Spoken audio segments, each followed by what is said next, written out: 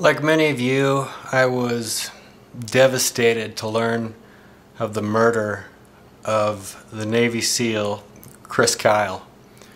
I just finished his book a couple months ago. I read quite a few books on the SEALs, and I just am, I love what they do. I love that they can do things that I would never do. And, this was a great book. I love the book. I love hearing about Chris and his heroics and what he's done for our country. When I found out he'd been killed, oh man, just a punch to the gut. I'm sure any of you watching this would have felt the same way. That said, and in memory of Chris Kyle and kind of in honor of the SEALs. I love the SEALs. I've never been in the military or done any type of service, military service that is. But that said, rest in peace, Chris. When I was looking at buying a Sig, I've wanted a Sig P226 for a while, or a Sig, just a full-size Sig in general. And I saw the Navy version of the P226. They call it the MK25 now. I saw this in a gun store the other day, and I know that these have been sold out for a while in a lot of places, and I saw that thing and I said, you know what, I'm going to buy that. And I'll show you a little bit about it, what it is, what makes it different from the regular 226, and I'll tell you what I think. So just a regular Sig box, of course. There you go, boom. All black. It comes with 3 mags. I know a lot of the 226s come with 2 now. They're 15-shot mags. You can get, I believe, 17-shot and 20-shot mags for this gun. I just ordered a few 20-shot mags, found them in stock. I'll put that in just a second to show you, but it comes with 3 15-rounders. This gun has been around a long time. You've all seen it probably, seen reviews. There's a lot more in-depth reviews than what I'm going to do here. Just show you a quick overview. A beautiful gun, isn't it? All black. Sig has gotten into a habit of making 100 different flavors of every different pistol that they make now. I'm not really a fan of that, but when it's got that anchor on it, it's got to be good. This gun has stood the test of time. So what makes this different from a regular 226? Is it worth the extra money? I paid pretty close to $1,000. Actually, it was marked $9.99, but when he pulled it out from the back, it had a $9.69 sticker on it. So still close to $1,000. And a regular Sig, I've seen a lot of used ones for $600, $500. I think the new standard model is $750, something like that. So you're paying a premium for the MK25. What's different? Is it worth it? First of all, you get the anchor. That's worth something, isn't it? That tells you this is the official gun of the Navy SEALs. And I've heard that they can use whatever they want, and so I'm sure, I don't know if they all use this, or some of them use it, or none of them use it, but that's a great recommendation to have. If it's good enough for the SEALs, good enough for us, right? You've got the little barcode thing, the little military barcode showing, I guess they use that to scan and take inventory. It's also got the same barcode on the box. All black finish, kind of a stealth finish. This gun is dirty. I just took it out and shot it the other day, so nice and dirty. Haven't cleaned it. I'm going to clean it today with frog lube, of course. Frog lube was the only right thing to clean a Navy SEAL gun, right? Anyway, it's got the all black finish.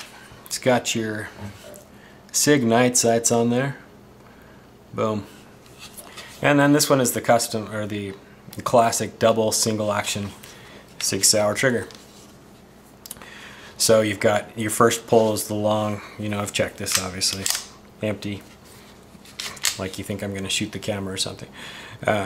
So you've got your decocker, classic Sig on the side. Then you've got your first pull, long, like a revolver, long. And then after that, it'll stay cocked and you've got single action. I've got to tell you, I had a blast with this the other day. I put probably 300 rounds through it. This thing is bloody accurate. I was spinning one of those AR 500 spinner targets. I felt like I was hitting it every time. It was right on the money. You know, I was probably 20 yards away on a target the size of a, you know, baseball. And I'm not a great shot by any means, but when it's something as easy to shoot as this, you know, it really helps. Loved it. Loved the gun. You know, I'm a Glock guy. I love my Glocks. You know, they seem like a more modern design. This one, you know, you've kind of got a dated feel. It's a classic gun though, you know, but it's heavy, you know, it's heavy, it's big. This holds 15 rounds. Your Glock 19 also holds 50 rounds, and it's a heck of a lot smaller and lighter and, you know, less muzzle flip. But this thing, it's a warhorse. It's seen combat. It's, you know, it's probably killed terrorists. It's been in the desert, in the sandbox, in the swamps, and it keeps on ticking. There's a reason why it's endorsed by our SEALs. So back to what's different. Got the anchor, the little. This is an official military gun sticker for whatever that's worth. Some guys take those off, and the internals are coated with some type of I can't remember what they call it, but it's a finish to prevent corrosion in salt water. So I'll just show you the internals there.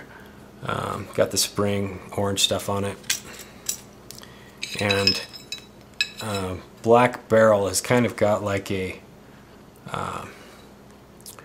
rough finish to it almost. You know, an anti-rust, anti-corrosion coating. And I think they put that on all of the internals. I'm not sure on that, but I know it's made to stand up to rust, not to rust. And that's funny because I live in probably one of the driest climates in the United States, if not the world, here in Utah. So I really don't have to worry about that too much, but it's cool, right? So you've got, I think that's one of the only other differences. Do you live in a place where you're going to face rust? If so, you know, if you've got stuff, if you leave your potato chips out and they get soggy in an hour because you've got so much humidity, this might be a great handgun for you, you know. If you always have to grease them up so that you aren't finding rust on your gun, or if you don't take care of it a lot, this might be what you're looking for. You know, it might be worth it for you to pay the extra couple $100 to get the MK25. Is the little anchor worth it for you? It's cool, right? So that's up to you. Still dirty there, you can see the light doesn't shine down in there, but it sure is a great pistol. You know, if you decide to use this one as your nightstand gun, you've never held a 226 or any of the Sig pistols, they're thicker, they're chunkier gun. You know, they're quite a bit different than some of the new polymer pistols, so you should shoot one before you buy one, or at least check one out. But if you don't plan on packing it much, or you know, you just want a solid gun that you can go to the range, whatever. I mean, not too much wrong with this. Matter of fact, it's awesome. Now, the 229, you know, speaking of service, I know that the Secret Service uses the 229, just a smaller version of this, and 357 Sig. Great gun. They love it. So, stood the test of time, and it'll keep ticking.